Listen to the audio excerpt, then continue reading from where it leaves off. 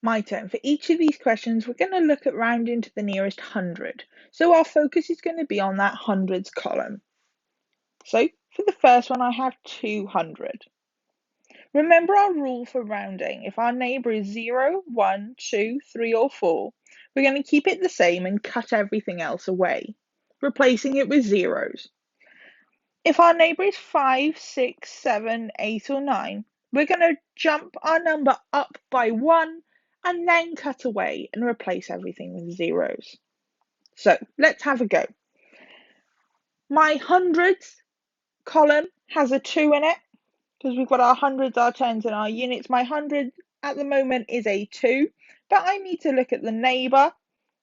The neighbour is 5. We know 5 is going to push us up, so I replace the 2 with a 3 and replace everything else with zeros.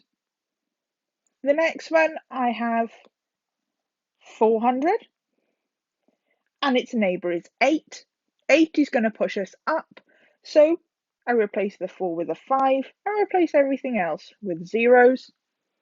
And the last one in this section, 1 isn't in my hundreds. 1 is actually in my thousands column.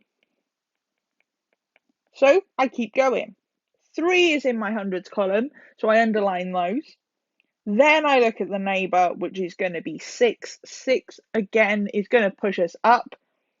So I get almost a 13 here. So 1 more than 13 is 14, and I replace everything else with zeros to give me an answer of 1,400 or 1,400, as you might have heard it written before. Pause the video here and have a go at the your turn questions.